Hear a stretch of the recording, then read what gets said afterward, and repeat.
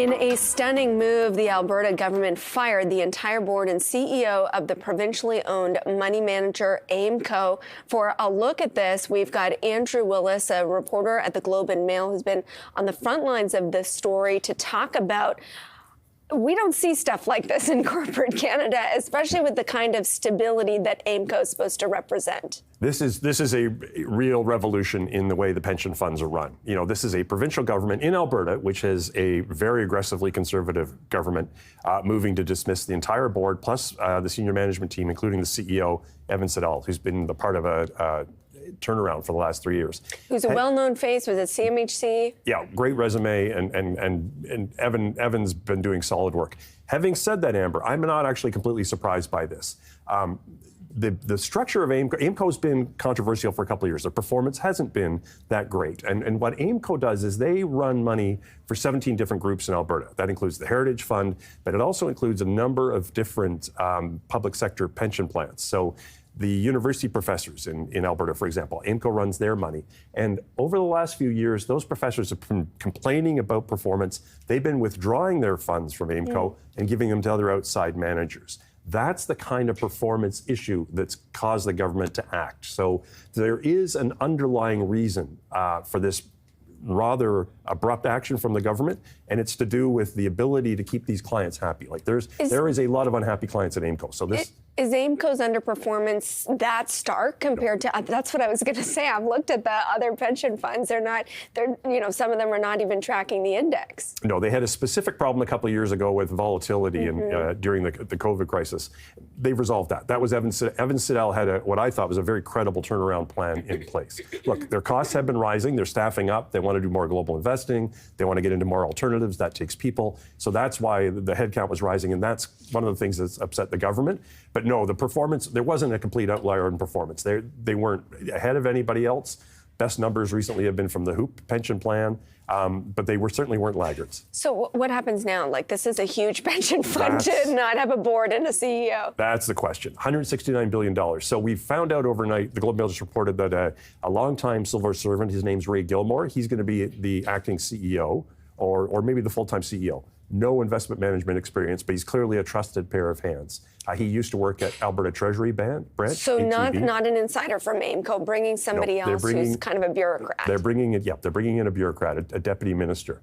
And the larger issue here, Amber, is what are they going to do to the mandate? Danielle Smith, Premier of Alberta, has made it clear she wants to see more investment in Alberta from public money. She made the bid to get Alberta's share of the Canada Pension Plan managed in Alberta too. So Danielle Smith, I think, looks at AIMCo as a bit of a cookie jar. The mandate that I think they might go to is something like what you got in Quebec with the case, where there's a mandate to primarily invest in Alberta, and I think that would be really dangerous because Alberta is a wonderful place. I've spent a lot of time there. There's only one big industry, and it's fossil fuels. So if you're overweighting towards that industry, that's a dangerous thing for Alberta pensioners. But that's definitely in the air. You know that, this conversation that these huge pension funds punching well above their weight, going global, that why not look at the case model and do that for the entire country? Yeah, you've been covering this for several years. Lecco Brasseau in Montreal has led a fight to get more Canadian pension fund money invested domestically, and specifically in venture capital, in Canadian equities, to help create more Canadian champions. That has worked in Quebec with the case where they do have that mandate. The other pension plans have said, look, the best returns, the best risk-reward returns are going to be for us to invest globally, not to be biased towards Canada. So that debate is playing out, and it's going to play out really loudly in the next couple of months in Alberta. It's been less than 24 hours, but I think about when shakeups like this happen, I'm thinking about the CP Rail shakeup, that kind of unprecedented ousting of a well-known CEO, and that had everybody kind of nervous, and I'm wondering what others in pension land feel about this shakeup. The big issue for all the pension plans is their independence. They have been arm's length from government. They haven't had to take direction on where they invest. By and large, they haven't had to take direction on who they hire. And that's the scary thing, I think, if you're CPP, investment board, if you're teachers, if you're any of these other pension plans with strong government support, strong government oversight. Is the government suddenly going to get more involved in your affairs? I think that would be a very bad development for Canadian pension plans and for Canadians. And I don't see that. I think this is a one-off for Alberta, but I will be really interested in what kind of mandate Danielle Smith and her team and the Alberta Conservatives, what they put on AIMCo going forward. Before I let you go, I also want to just get your 2 cents on this wild story that we're tracking. In cryptocurrencies, the CEO of WonderFi, Dean Skirka, who's been on the channel many times, I'm sure has been in the Globe a bunch of times, kidnapped, ransomed for $1 million. Thank God is okay and was released, but that ransom was paid. Amber, this is terrifying. This all played out 2 blocks from where we're sitting right now. Dean Skirka was finishing up his day. It was 6 o'clock at night, and he's out in the street, and he's pushed into a car and kidnapped. And we understand from the reporting that he paid $1 million in ransom in Bitcoin, obviously. He was released out in Etobicoke a couple hours later. I can't even imagine what the man went through. It's absolutely terrifying.